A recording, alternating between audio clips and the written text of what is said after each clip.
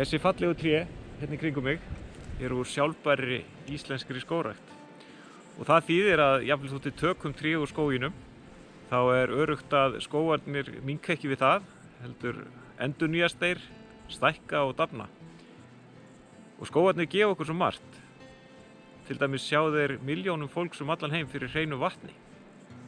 Svo líka timbur endurnýjanlegur orkugjafi, þar að segja ef við tryggjum að jafn mikill viður eða meiri myndist í skóginum, heldur en sá sem er tekinn úr honum. En við getum gert fleira með trén í skóginum heldur en byggt orðin hús eða kveikt upp í arninum. Nú er til dæmis reist háhýsi úr timbri í staðinn fyrir stál og steinsteypu. Og í staðinn fyrir plast og önnur efni úr olíu, það var alltaf fleira og fleira búið til úr trjáviði. Við höfum óteljandi dæmi fyrirbæri þar sem skógarnir og trén koma við sögu, ef svo má segja. Gluggarúður, fatnaður, sjálfbærar samgöngur, jafnvel geimför sem eru smíðuð úr viði.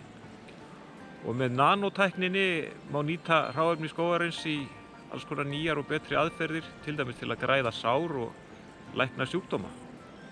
Aðalatriðið er að ræktun skógarins sé sjálfbær, að heilbrigðir skógar viðhaldist og þeir stækki. Og það er íslensk skógrækt, hún er sjálfbær. Hún er byggð á aðferðum sem fóru að þróast í Þýskalandi fyrir 300 árum og hafa verið teknar upp í Skandinavíu og víðar, til dæmis á Íslandi. Sjálfbærni hugtakið fæddist hreinlega í skóginum.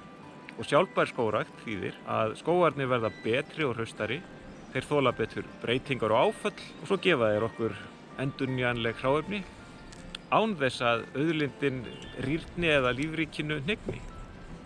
Veljum sjálfbæran við, bæði fyrir okkur og jörðina. Í framtíðinni fáum við meiri sjálfbæran íslenskan við.